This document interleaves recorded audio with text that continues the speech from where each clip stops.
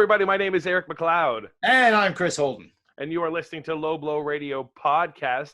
We are doing the blow-by-blow of AEW's Fight for the Fallen tonight. Chris, this was an amazing show.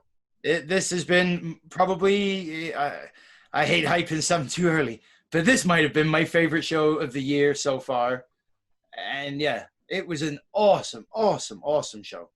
No, this was like pay-per-view level quality, like matches, fulfillment of not fulfillment of storylines, but like the progression of storylines and just, all around top quality show. And I can't wait to, get into every match here because, it was fantastic top to bottom for me. It delivered on every level. For me, it delivered on absolutely every level that you want to get hit on in a wrestling show. Yeah. I enjoyed this more than either of the weeks of Fight for the Fallen, more than the NXT show that I'd watched. Not Fight for the Fallen, Fyter Fest, sorry. More than the Great American Bash Week 2. More than any pay-per-view that I can think of this year off the top of my head. I can't think of anything. I'm sure I'll think of something later and be, shit.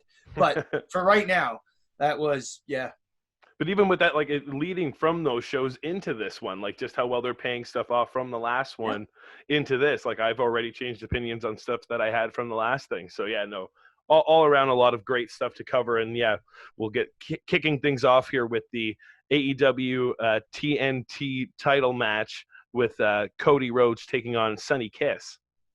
And I thought this was a great way to open the show, start the show off with Cody comes out. It's the title matches right off the bat. Yep. And Sonny got a great entrance. It was a pay-per-view style entrance for Sonny.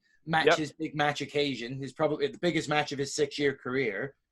And I liked the match. What did you think of it? I really enjoyed it too. I thought it was a different kind of style match that we got from Cody.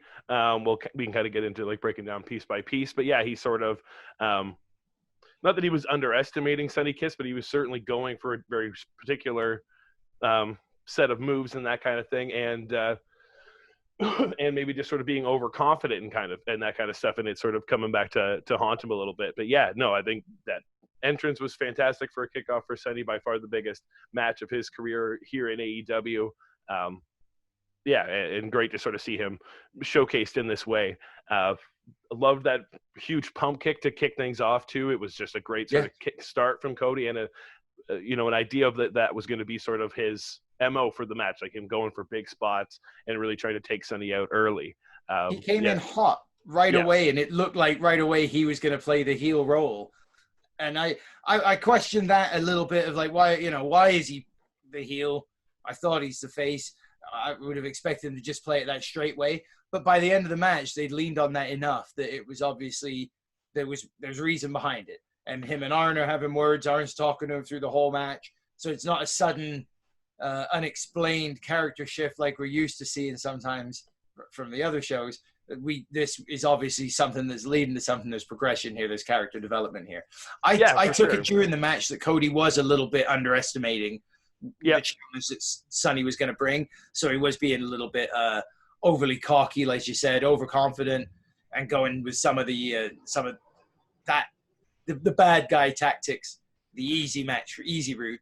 For sure. So I can say not necessarily going full heel, but using heel measures that we're sort of used to seeing. It's a nice sort of retake on the sort of trope that you're used to seeing there from him. But he sort of got caught up with the unique offense from Sonny Kiss, throwing a lot of really interesting sort of stuff at him, reversing the crossroads at one point, hitting that huge high spot off the top rope. Really sort of bringing it to Cody, the most sort of aggression we've seen from Sonny, more so. He's been showcased in the tag division lately with Joey Janela. So interesting to see him have a real sort of singles showcased match here. Sure. Then the sort of tenacity sort of coming out from Cody at that point, once he was sort of caught in a few too many things. He got a kind of smartening up from Arn Anderson, and then he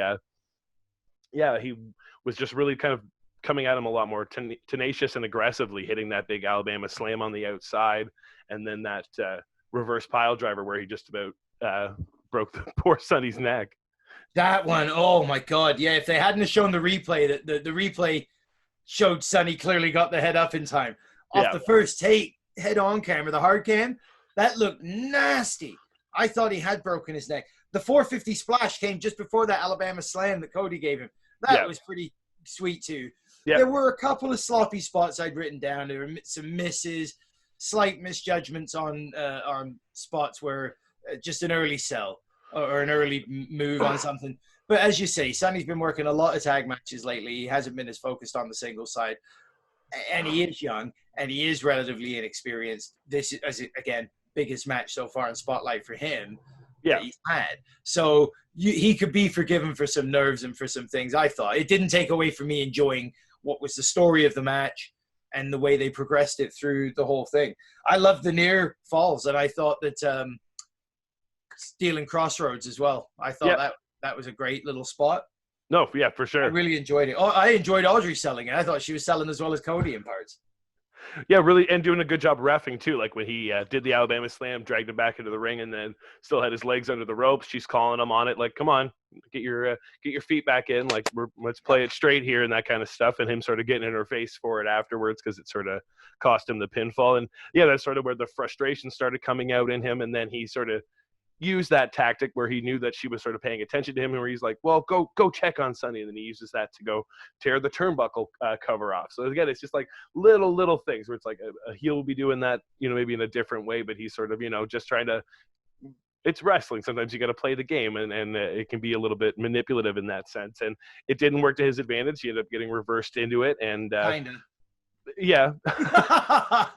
I'm telling the story of the match. It may not have been as perfect, like in actual like reality, I guess, in replay in some of these spots. But again, I think it's tough stylistically when you have someone like Sonny, where I'm gonna say it's a lot of unique offense mixed with like kicks and that kind of stuff. If that's something that Cody's not necessarily as acquainted to or whatever, it can be tough to like call that judgment and that kind of thing. And it takes some people time to get that timing down and sort of thing. So yeah, that's I can say the way you're used to being thrown into the turnbuckle like that.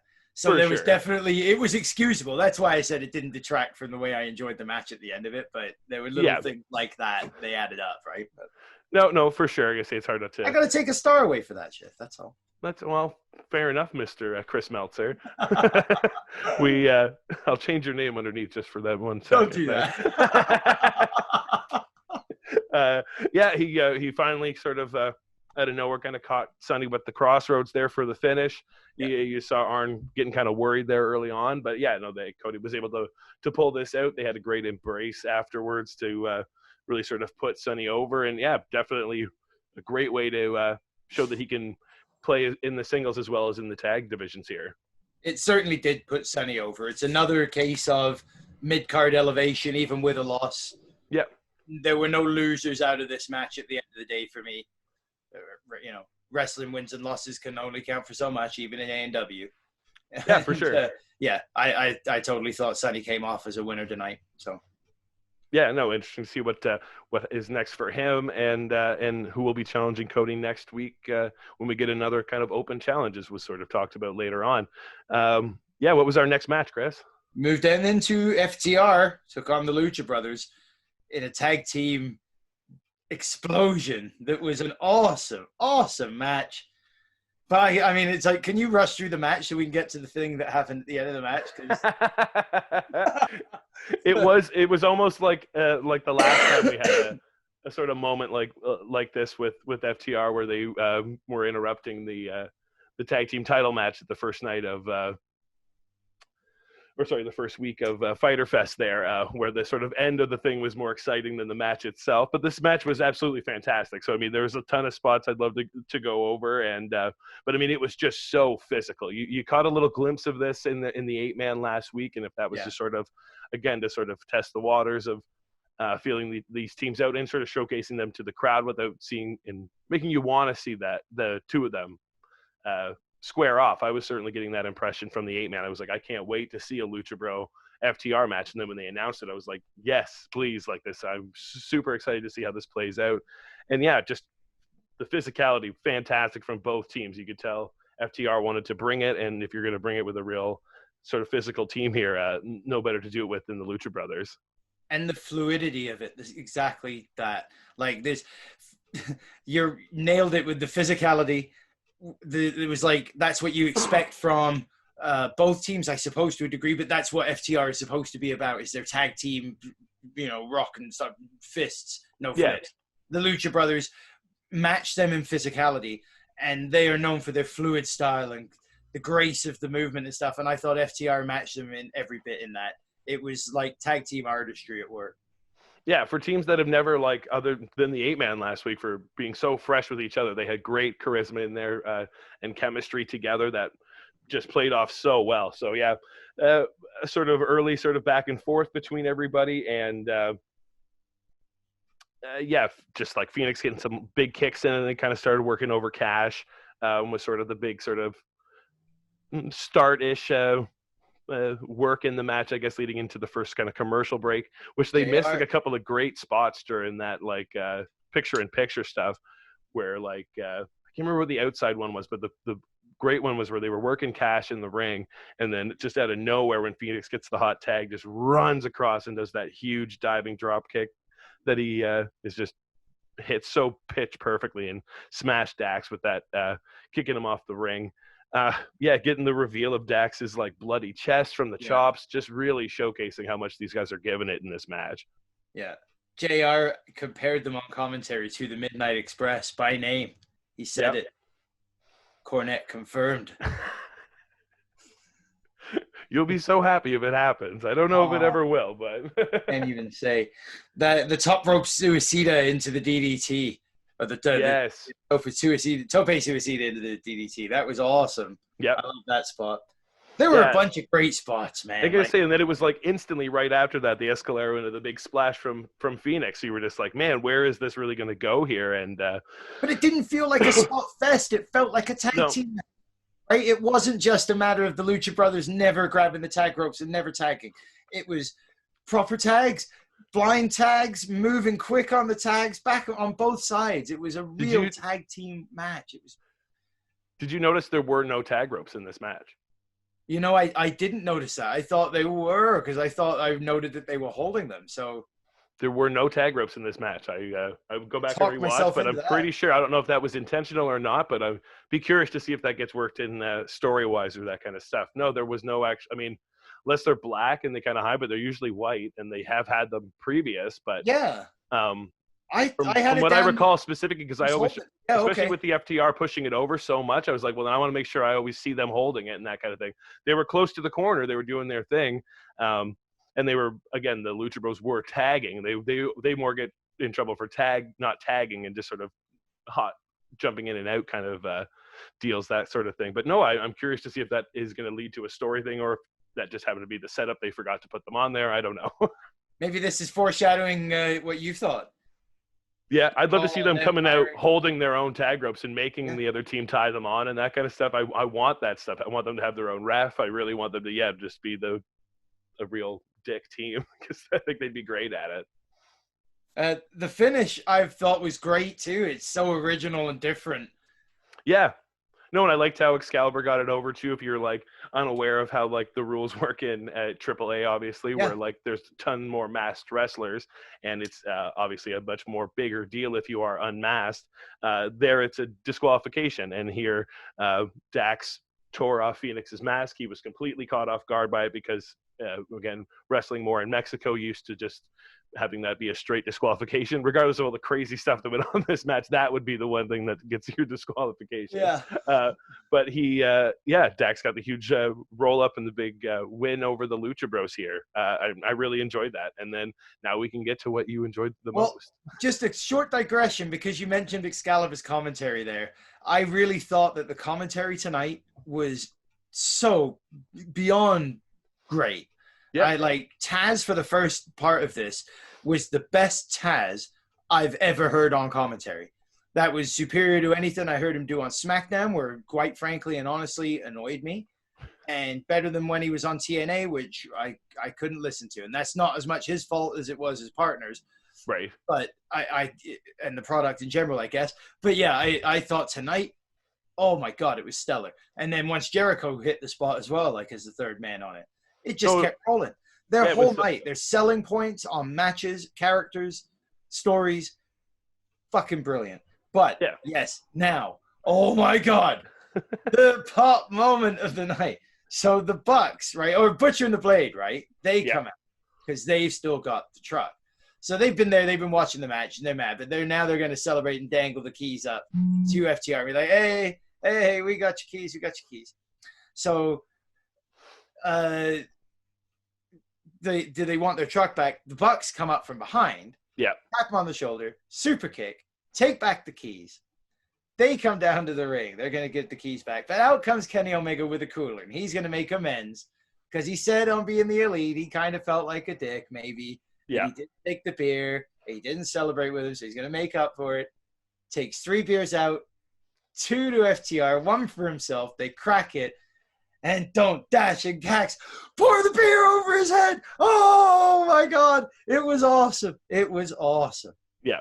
No, this was just, again, just the little sort of wheels turning here, again, with FTR just sort of getting in everyone's kind of face, really sort of planting their position there as like, no, they're not going to be friends with Kenny, especially after, trying to send the olive branch and feeling so disrespected over the beers, even feeling so disrespected over Miller Lights as they were walking out, saying, we're going to pick up some real beers. We're going to drink real beer now. Yeah, I got that down as well. Oh. No, and then and then that enough would have been like, again, you're like, okay, it's just the little things there with the FTR getting at Kenny again for that sort of progression there. But then for how much that affected the Elite match later on, because again, the Young Bucks getting in there trying to hold Kenny back because he was obviously pissed, getting covered in beer after doing his best to sort of make amends here with the FTR, and that seems to may have been the linchpin that is sort of set Kenny into a different sort of frame of mind. Cleaner mode, maybe, or is he trolling everybody? Who knows? I can't wait to watch Being the Elite this week. I mean, it was a good one this week, but they're going to further this along, I think, on that show. I'm looking forward to that. The funny thing at the end of this segment, I'm sure you noticed it as well, while they were sitting in the truck, trying to start the truck, he looked at him and said, this ain't the key. The key that they had was not the key to the truck, so they couldn't actually start the truck and get the big drive out of there finish. But still. I definitely missed that. I must have been writing something down or whatever before they ran to commercial. Yeah, they just called him, look at him, and be like, "It ain't." He shook his head somewhat, and the truck wasn't started. He must have said, "It ain't the key." Yeah. Well, I'm sure Matthew will crank the audio, and we'll get that on Botchmania soon enough. Then came the Inner Circle spot, another pop fest. Oh my God! Yes, Chris Jericho promo as was advertised. He had something to say tonight, and yes, the entire Inner Circle coming out still with their orange juice, and even in my mind, I was instantly like, I don't know why last week I wrote it off that one match was just going to be the end of this sort of feud. It seemed like it had got orange over enough and that kind of deal, but yeah, just the fact them coming out with that was like, okay, if we're leading into more with this, then I could maybe give a little bit less of my criticism from last week's match, because if it's, building up to something else, yeah, absolutely excited for that. This was kicked off maybe a little cringy. What did you make of the Jericho bringing up the demos and now granting himself the demo god? I jaw drop at first. When he started into it with the promo, you're like, okay, so I guess the last few days on Twitter and your show is working now. Because you're not shooting this, so you're obviously working in real life. But then, and then it's like with the Corbin, like King Corbin stuff, right? Where they were like, "Well, this is the worst Raw's ever been, and it's because of you, Corbin."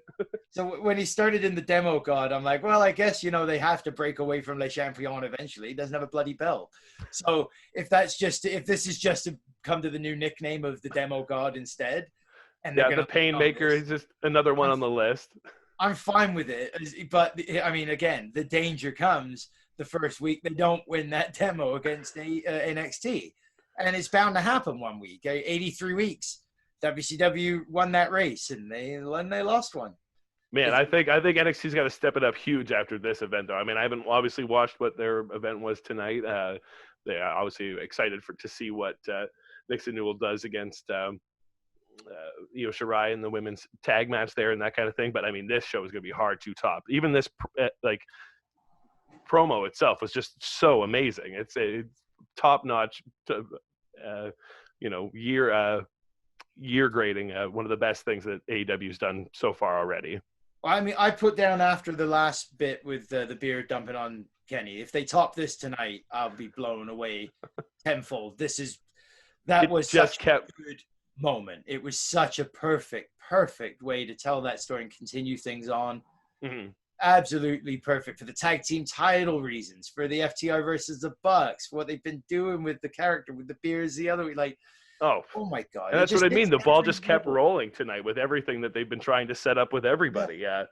Again, this sort of carrying over from our main event last week. So Jericho, again, after doing his sort of cringy demo god gimmick, he gets into teasing the rematch. Building it up. He's the demo god. He knows what everybody wants, but he's not going to give it to you. And then, everything else, we get an Orange Cassidy finally interrupts. And what does Orange do, Chris? It was a Nickelodeon style spot where. What, you don't think it was Gangrel? Yeah, the Inner Circle got drenched with gallons and gallons and gallons of orange juice from above them after they poured out a shot of orange juice one for Cassidy and one for his career. Yeah, he covers them in gallons of OJ, which was it was great, but it was made a million times better because then Jericho joined JR and Excalibur on commentary, and he sold it again for another 5 minutes, and him and Excalibur together. Oh, every time Excalibur would tease him with the cutting to the replay of it, it was just amazing. It's not like we'd try to embarrass a man like you with a replay like that. That would be humiliating. Yeah. Replay, though, and then Jericho sits down. OJJR! OJJR!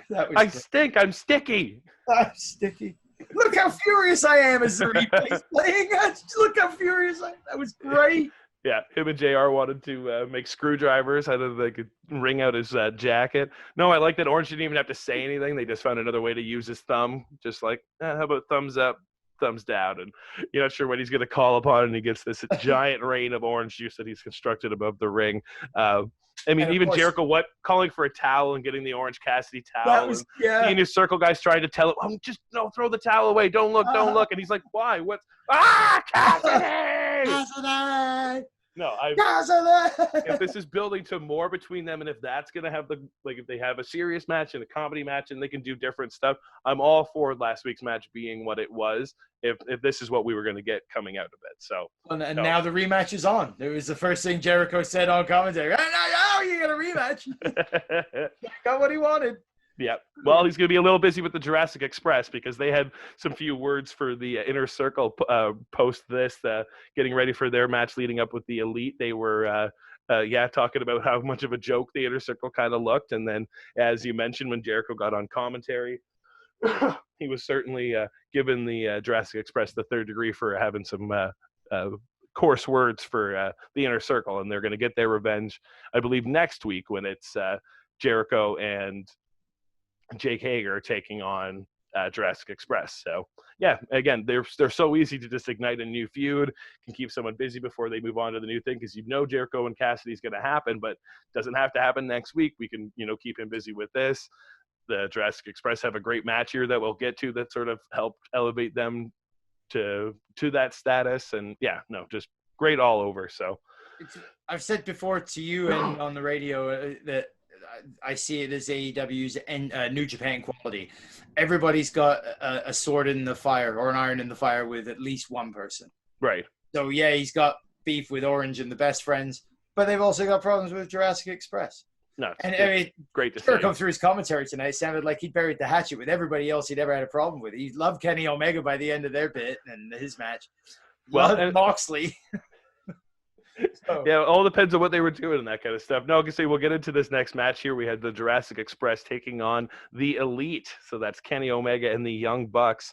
This fantastic match all around for me as far as story goes and just wrestling itself. Like the trios matches, you're going to get a lot of sort of hot moves and stuff like that. That's definitely what we kicked off with Jungle Boy and Nick Jackson. But man, Jungle Boy, just you can tell he's been playing around in the ring in quarantine if he's not in that AEW ring or being showcased on Dynamite or on Dark rather.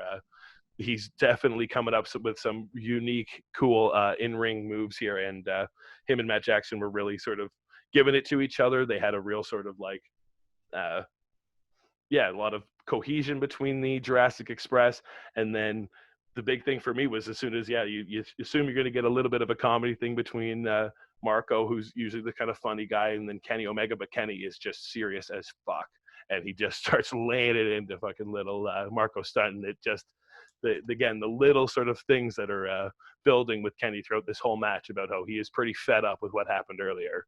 I think that's when Jericho noted that it's like playing with your 5-year-old. You can do anything you want to.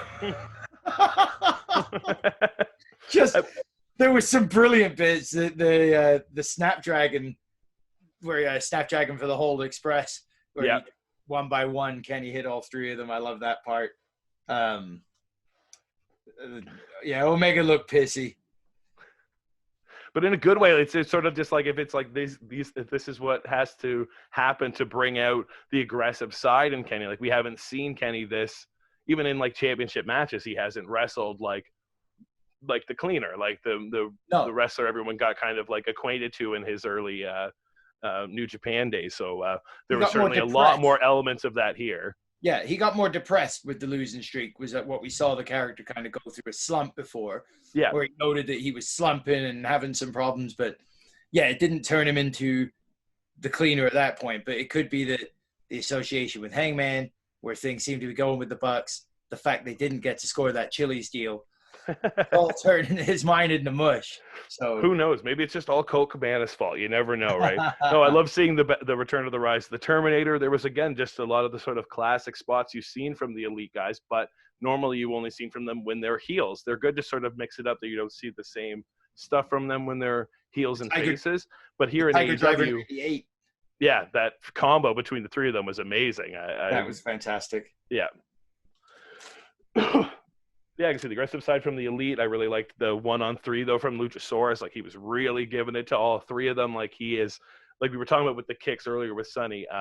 Luchasaurus has taken him a little bit to get acquainted with everybody and that comfortability with that kicking style. But he is just mint right now. It's just cannot wait for the run that eventual will happen for Jurassic Express. But they can pull that trigger at any time. Just excited to see when that happens. We also got a little taste of a back behind the scenes thing there where Hangman is watching the match. And then, hey, isn't that the FTR showing up to have a few drinks with him? Do you see a future trios match here? Bucks and Kenny, the Elite, take on FTR and Hangman. Yeah. Who knows? Yeah, that'd be interesting. You never know what things may happen here in AEW. No, this match just kind of kept elevating. Yeah, that great Tiger Driver 98 between all three of them, comboing on top of him. The crazy mounted destroyer, like Marco was Jurassic Destroyer. I'm calling it the Jurassic Destroyer. I asked Jericho to call it that on commentary. He ignored me. Fair enough. But yeah, Marco Stunt on Luchasaurus's shoulders while Matt Jackson is on the top rope and then gets destroyered into the ring. I mean, if they had to top last week's destroyer into the crowd of people, they found a way to do it. My gosh, it was mind-blowing. It was awesome. It was, that was a really good-looking spot, and I can't believe Matt Jackson wasn't killed. Yes, absolutely. And then, this sort of angry side of Kenny Omega really laying it into Marco Stunt here, who ended up being the legal man. Unfortunately, the lamb to the slaughter here as Omega had definitely had enough. He just annihilated him with that V-trigger. Oh, thank you, Marco, for taking something so beautiful. Just like, that move is just so good. And then the one-winged angel, 1, 2, 3, just perfect sort of finish for him. And then, you know what? Kenny's even a little bit more upset. He's going to lay in a couple extra punches on Marco Stunt after the match. Yeah. I mean, again, right, it's obvious, or it seems obvious where they're headed here, that they were definitely getting little hints of a thing. It's the timing of it at the same time as Cody. Cody's upset because he seems to be being left out of a lot of Elite stuff and a lot of Nightmare Family stuff at the same time. It's just like he's all of a sudden he's by himself. He's mentioned that a few times. I see that as rationale for him maybe flipping a little bit and changing his style. I've never seen Cody really complain. He mentioned it. I think I've heard Cody mention it for sure, but I think more in cadence to be like, well, I mean, the crowd realizes that I'm not hanging out with those guys and they're maybe expecting something, but it's never led to anything in my eye, at least. I've never looked to Cody and a lot of people have sort of seen maybe that Cody seems to be turning heel, and I don't see it at all. I feel like he is just fucking babyface through and through right now. Until like, even in that match with Sonny, he did heel shit, but until tonight's match, I would have agreed with you. There was tastes of it, but it wasn't like there was heel-ish tactics, but they were just because he was being confident in that kind of stuff. Eventually, he just sort of like, he didn't go for a big cheat thing. He didn't start whipping him with his belt. He didn't there's plenty of fucking heel Cody we could have got here. And maybe if it seeds in something that I'm sort of blinded to right now, but I mean, it could be happening, but I think they're going to save one person for breaking from the Elite rather than, I think Cody's already sort of admitted that he's distanced himself from them, and he hasn't been on being the Elite in forever. He's sort of just a background figure and that kind of stuff. Again, that's maybe just my take on it, but I feel like he sort of has distanced himself from them. Maybe that was their end was going to be the blood and guts match, because that was sort of going to be the end of the sort of Elite stuff. And then, him sort of saying by not participating in the Stadium Stampede and that kind of stuff, they just seem to have like grown apart without needing it to be referenced, really, right? Some of the things, particularly the exposing the turnbuckle pad, that to me is something only a bad guy does. Like you're telling me Yano's a bad guy? You're telling me Yano is a bad guy? He just wants you to buy his DVDs. You expose a turnbuckle pad, as far as I'm concerned, you're a bad guy now. I don't know, but that's you're so cut dry, man. I felt like planting seeds there, and it was planting seeds with Kenny a little bit, and I could just envision a world where one of them turns into a heel, and not necessarily because of Elite connections or any of that stuff, but just having both of them switch allegiance at this point at the same kind of time would seem strange to me. I don't think fair enough. No, I think it's a valid take. I personally didn't get the impression, but I could see where it could certainly be given off that way.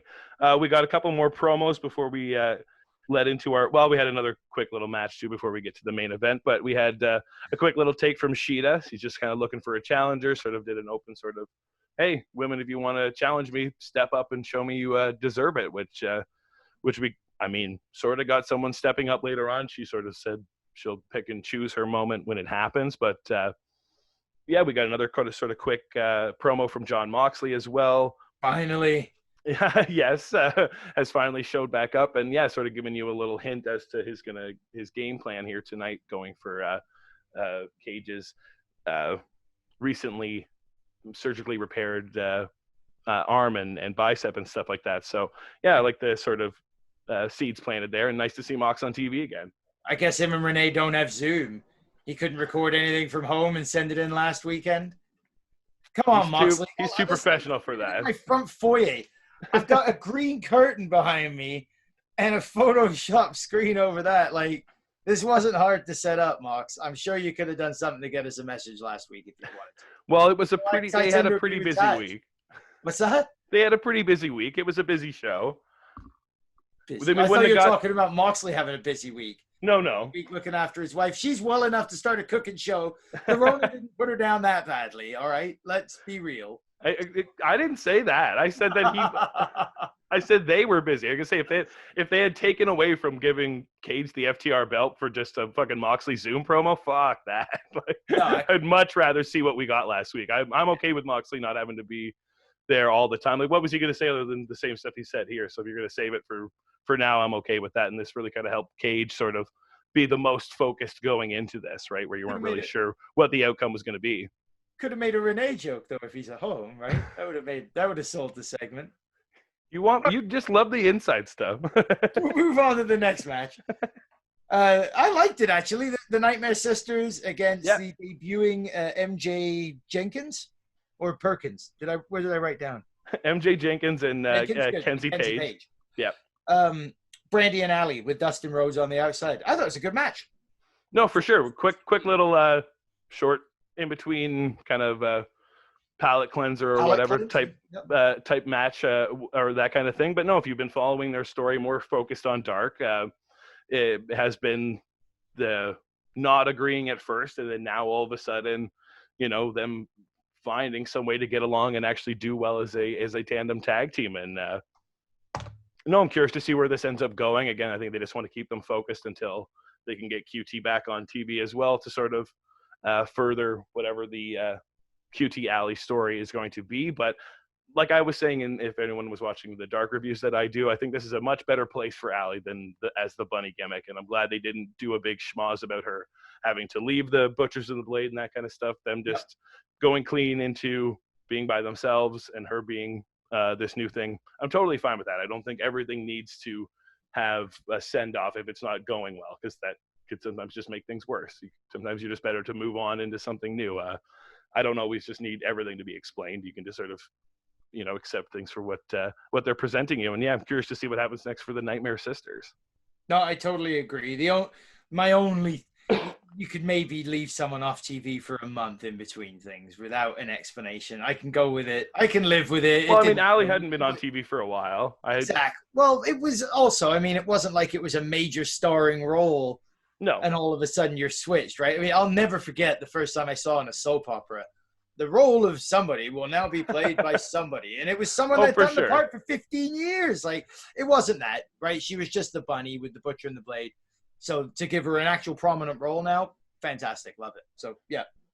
Yeah, totally sweet. And I'm going to say I'm a big wrestling figure mark, so I love the little ad they had here, and I'm so excited for these toys to come out. And the tease that they're going to be at Walmart. I don't know if that's going to be in Canada too, but I certainly hope so. And I think they do a real fun job with these commercials. They're really sort of campy, and the people they have behind making the toys are just on the ball with this stuff. They're already getting ready to make an Orange Cassidy because they know how over he is. And yeah, can't wait for the toys. And this we are going to make a future background that is your collection. I can one day I'll move my setup out to the other room, or I'll move the toys in here, one or the other. And I can figure out a way to get that many pieces in this shop, but we're gonna do it. It's too cool not to do it. That's fair. Well, thank you very much. It's modest compared to some, but I do enjoy my figures, and I can't wait to add some AEW guys to this collection because there's guys I've always wanted to have figures of, and can't wait to get them in my collection here. So back to the show, we had a promo from Nyla Rose, finally revealing who her manager was going to be, and as well predicted, as you'd mentioned, by someone from, was it What Culture? Michael Hamflett on What Culture. I was so fucking jealous. So, as soon as you... Just so jealous because it's so funny I didn't think of it. Jealous because it's such a great prediction, and I can't believe we didn't hit that one the other day. We were thinking about managers and calling them and talking about we were trying to drop ideas last time, and she was just perfect and slipped right under our radar there, and she's already been showcased in AEW. It was just brilliant choice if this is what you wanted to do with Nia Jax next, or Nyla Rose, next. And that theme music. Yeah. Oh my God! I wrote that down. Is this the most annoying theme music I've ever heard? The only way Excuse me remix. You've made Vicky Guerrero more fucking annoying. Congratulations. That is not an easy feat, but no, hold it off because that theme song. Good God, I don't want to ever hear that again, but I can't wait to hear it again. Yeah, she is one of my absolute love to hate heels in wrestling. Yeah, I never thought it was go away heat for Vicky. I always thought it was heat, heel, fucking we hate you. You annoy us so much. Fair enough. It was go away heat for me. It turned me off the product pretty quickly. But I've come around to her for sure. Well, good, because otherwise you're gonna get annoyed quickly, buddy. Oh yeah, for sure. It's one of those things you either love or you're hated at this point. And then we also got a bit of a tease for what's going to be happening next week. Cody once again doing another open challenge. We're going to get Hangman taking on Five, who was Alan Angels from the Dark Order, in a singles match, which I think will be great to see. I haven't seen Hangman in a singles match in a while. The returning Ivelisse against Diamante, who we saw also on Dark recently. Love Ivelisse from Lucha Underground, so excited to see her here. If they can get more really tough, awesome women in their women's division, she's going to be great. MJF going to be on the card. The Young Bucks. I can't remember who they said they were going to be wrestling. And then Jericho and Hager taking on Jurassic Express. So, yeah, already setting up for a fantastic Dynamite next week. And then we moved in to the main event. Yes. The one we've been waiting for an additional week now, thanks COVID. Brian Cage, the FTW champion with his new manager Taz, takes on AEW World Heavyweight Champion Jon Moxley on the 137th day of his title reign. And John Roberts busted his fucking guts introducing Moxley, didn't he? Yep. That was awesome. That Jan Moxley like intro is just like one of a kind now. That's why they have the T-shirt for it, I guess. No, yeah, reminds me of his Edge call, but when he used to introduce Edge. But anyway, yeah, Mox came in, went straight into Cage's heat though, and then Mox tries to get a comeback. Cage is bouncing back on him though. It's just Monster versus I'm trying to attack your arm, which I thought was a good way to do the story for the match. Yeah, for sure. I mean, we were sort of leaning into this early on. That was what we kind of figured we were going to get from Moxley. No, yeah, I kind of like that JR got this, telling you it was going to be a classic slobber knocker right away. Always kind of gets you in that sort of, feel for a main event when JR starts throwing out those classic calls. Great sort of tribute to Danny Havoc, who recently passed on Moxley's shirt. They certainly had a lot of time spent together in CZW and that kind of thing. So great to see them mention it as well with Excalibur on commentary. But yeah, the story of this match definitely was just Moxley working the arm and Cage just being the machine and overpowering a lot of the offense until Moxley was eventually able to sort of get the better of him. Yeah, just brutality from Cage. And every time he'd lay into Mox for a while, and Mox would figure out some smart way to get back onto the arm. And it would, get him back into the upper hand until Cage regained enough strength to lay into him again with more power moves. So say it was that way back and forth. I really like the moonsault spot, despite the missing of it, obviously, but that's part of it. But I like that. Yeah, Cage has a real fluid style and that kind of stuff, and he hit that just super clean, even though it was a big miss, and it was sort of the start for the comeback for Moxley as he started getting more and more offense in on the arm at that point. They don't have a lot of the stereotypical big man, do they? No. Like, they're big guys, they're movers, they're agile, and like...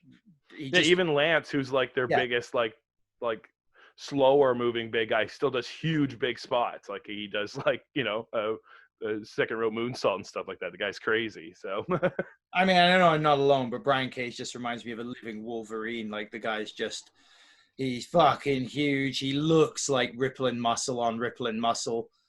He looks to me like I love Brock Lesnar because Brock Lesnar looks like what I think a professional wrestler should look like. And he looks larger than life. It fills that role. Don't call me Vince. I'm just, you know what I mean? So that's my take on it. So when I see Well, Brian, it even worked in UFC too, right? Like people, sure. It was just the appeal of the look. It's like this guy has to cut to make weight to be in this. Like he is just so big and massive. He's so wide and just like athletic and real. And that, to me, Cage brings all of that intensity and look and image, along with what I feel is a real passion for it right now. For sure. If there's one thing, again, with AEW and all these, the younger guys and some of these guys like a Cage, who's never had a lot of spotlight exposure, never in the real big leagues, right? I mean he was Impact champion. I know. If it's not big leagues to you, it's big. They've been around for a long time, and a lot more people at that time knew more about it than the indies. So yeah, it's more than the indies, but it's still not the big leagues, right? I mean, if there's a AA, AAA, and a single A, and a major league. Well, I mean, I'm gonna say rose-colored glasses. I'd say if you asked people 2 or 3 years ago when Cage was at his peak in Impact, if they could name, SCU or Brian Cage, they probably name Brian Cage. Really? I would say so. I think he's maybe it's just me, but I think he was very over. And when you're the top push somewhere like that, he was as talked about as Tessa Blanchard, as Sami Callihan, as much as their other top people, and how much people were upset that he wasn't able to do what he needed to do. Again, maybe it wasn't always positive press, but constantly talked about. As soon as he left, he was instantly talked about that he was coming to AEW, and they had to shut that kind of talk down because it was happening and they wanted to keep it a surprise, obviously. And if you've heard him on the podcast, they wanted him from even when he was Impact champion, he was going to appear at All Out. Like he's been working with them for quite some time, or it was Double or Nothing, I think he mentioned. So I think he's quite popular before, but I mean, it's hard to say. I'm matter of opinion. Definitely popular with anyone that did know him. My argument would be Impact's overall status and TNA's overall status in the world of wrestling and the overall universe of it. People can usually always name their champions, though, right? Like, what's that? People can usually always at least name their champions, though, right? Like Eli I don't Drake. know, man. I don't know that I could always have named who their champ was. Especially in the era of when Jeff Jarrett dropping the belt and then winning it back. Like, didn't D'Lo have it for a little while in there? Like I say, I wouldn't say an all the time or whatever, but matter of opinion. We'll move. Let's continue with the match here. No, I think they kept working the. I'm trying to remember if there was any more big spots from. Oh, the apron suplex again from. Cage was really fun to see here. I liked that they were talking about that he's so wide he can't do the paradigm shift properly. Like he can't hook the arms to get the right kind of lift and that kind of stuff. So those were interesting sort of things too, to show that Moxley did have to sort of focus on the arm for a reason, because his sort of typical tricks weren't going to work here. Yeah. And the buckle bomb, I thought that was pretty cool spot. Some irony in John Moxley taking the buckle bomb. His former partner's good move. Yeah. As soon as Taz started playing with the towel on the outside, about 2 minutes before the actual finish, was the first armbar that Mox put on. Right. The crossface. You started to think then, okay, is there a chance Taz going to throw that towel in for the finish? So it wasn't a huge shock that he did that rather than see Cage tap. Yeah. And definitely that's better than watching Cage tap out. I think overall I would have preferred seeing as Cage just smacked him with the FTR title afterwards anyway, and things are going to continue with him, you assume. I would have rather see Cage just decide, shit, I'm in big trouble with this arm problem. I'm going to end the match on my terms and smash him with the belt and get disqualified. Right. But that's just me. I get it. On a storyline perspective, the way they told the story on the arm through the whole match, I can't have a problem with the way it finished because it fit. Everything fit. I think I only disagree just because of what we've been sort of like conditioned to with AEW, that they don't fucking give us shit DQ finishes, and I love that. Or if they do, it's very fucking specific and that kind of thing. They've done the towel spot before in a different way, and I felt the last time it was almost more obvious that MJF was going to be throwing it in because he never carried a towel. If they knew they were going to build to this with Taz, he's been carrying the towel more and all that kind of stuff, so it's something that he's already been acquainted with having. And again, if the story that they're telling here is that Cage needed to be saved from himself from further injury and that kind of stuff, then it makes sense to sort of like get him over in that sense, and not just, I don't know, DQ finishes to me just are so fucking lackluster, and it just takes everything away from a match when that's the finish. With this, when you just say the towel was thrown in, well, that just means the match was so good that a man had to be saved from himself because he was just so caught up in competition. When someone just goes for a shitty DQ, to me, it just feels so cheap. To be honest, you're absolutely right. It's the lazy. I'm conditioned to the WWE way. It's a lazy WWE way of saving face on a character, is to have him lose by DQ or count out. Yeah. I'm too used to seeing it, so I expected that. Yeah, and then you can beat him up with the title after. There's much better. Yeah, there's no problem with beating them up with the title after, doing all that kind of stuff afterwards, but your matches are clean. You have clean finishes. You have records for a reason. You don't have blemishes for a reason and that kind of stuff. So, no, I really enjoyed that. The attack with the belt after, so you know he was pissed. Lights go out. You never know what that's going to mean. And then we got the returning Darby Allin. I thought it was going to be Sabu for a second. But yeah, then it was Darby Allin and the skateboard. Almost as good as Sabu. Yeah, well, that was great. He chopped him right in the throat with it. Sorry. And no, I think they've been building to see when Darby was going to be sort of sanctioned or whatever, and the doctors, the doctors clearing him to wrestle again. And this was a much better way than just him, them tweeting or whatever. Darby's been cleared. We'll see him this week in a match. Like them sort of debuting him here with the already built-in storyline with Cage is amazing, showing that he's, stepping into the main event sort of status there with sort of the tease with Moxley as well. Yep. There are all kinds of great elements ending off the show. And if maybe the match itself wasn't as hot, they did a great job to sort of have a great hot ending for sure, so that everything sort of really crescendoed and you were leaving like on a pretty high note. Yeah, and you're right. Darby getting to be in the ring at the close is a big deal. That's a meaningful spot. So it says something for him. It builds him up. One of my big takeaways from this show and from the last few weeks of AEW and just AEW in general is the way these young mid-card guys go out, and even the little spots like this. And JR said before, you make no matter how small how few your minutes, you make every minute count. Yeah. And the gusto and the intensity in the matches. And you mentioned Jack Perry looks like he's obviously working out and training and practicing and working on things in between matches. Mm-hmm. I'd argue that about several of the guys, probably, and I'm sure you'd agree. Oh, for sure. Like a lot of them are really working on honing things, working the art, really taking the opportunities they're getting to work with some of these great veterans that they're getting there, like Chris Daniels, like Chris Jericho, Frank Kazarian, and learning the arts and learning the skills and getting better and better. Yeah, Jerry Lynn, Dean Malenko behind the scenes. Like, there's great guys putting these matches together for them, too, so they're able to incorporate their new unique styles with, an intelligible storytelled wrestling match. And I think this is the hunger and desire the opportunity breeds. Yeah. Because they recognize here they have a chance to get a spot to close a major show. Yeah, for sure. Be in a main event on a pay-per-view. Go up against Chris Jericho while you're Orange Cassidy still, right? And you haven't developed into a champion. You haven't won any titles. That doesn't necessarily matter. We're still private party. You can beat these guys. Yeah. Have a match against the champs. Like, so that I think is something that's sorely lacking in WWE, where you see, particularly in the women's division, we talk about this a lot on the radio, where we see the same girl over and over. It's Becky, then Becky's pregnant, she's off, so now we better replace that with Charlotte on every show, and Charlotte's gone, so we better replace her with Sasha and Bayley on every show. At least it was 2 for 1 this time, and thank God on Monday we got the return of Bianca Belair and Shayna Baszler, a 2 for 1, real 2 for 1 special. For sure. Hopefully they maintain some presence on television now, because we should have always gone to 3 or 4 girls or guys replacing the 1 or 2 we're constantly seeing.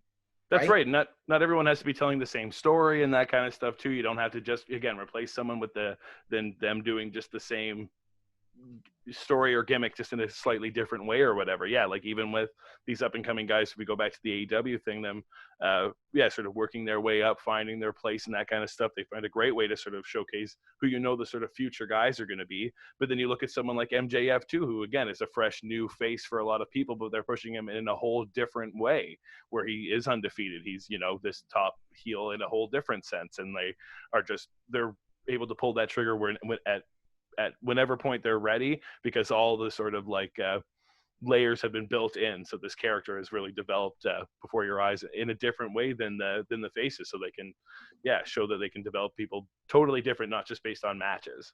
And the personal work that he's put in, MJF, on social media to develop his character. For sure. Further fan base and stuff has been phenomenal as well. So again, that extra effort that they're putting forth, because they see there's a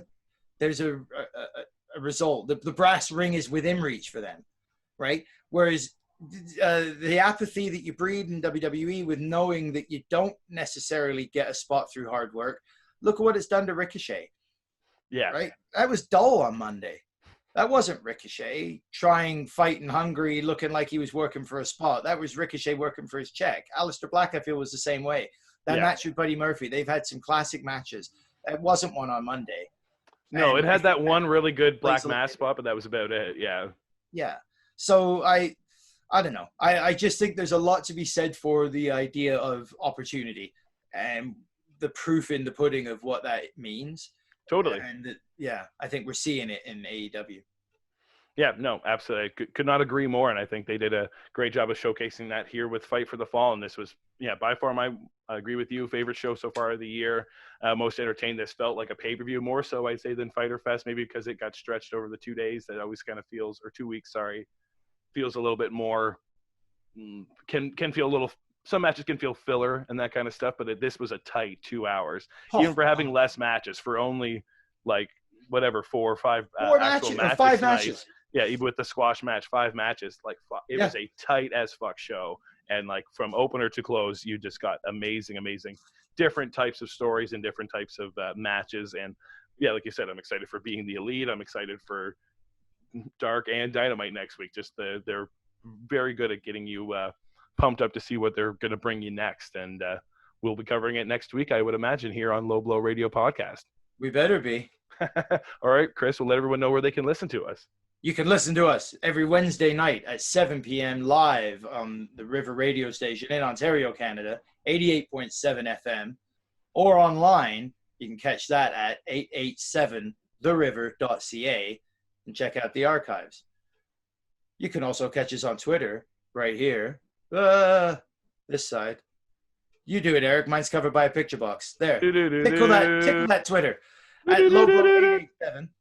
Shout out to my new best wrestling friend Taz. Retweeted a tweet of mine tonight. Absolutely, everybody, get on that. Give Chris a nice like out there for his tweet. You can find it. I'm sure I'll retweet it or whatever from our Low Blow Radio page, and everyone can check it out from there. Yes, make sure you like, share, and subscribe here on YouTube. You can check out the show here. We always post it as well as the audio format when it goes up. And we'll be back again for another Blow by Blow here on Low Blow Radio Podcast. Thanks for listening, folks. Take it easy.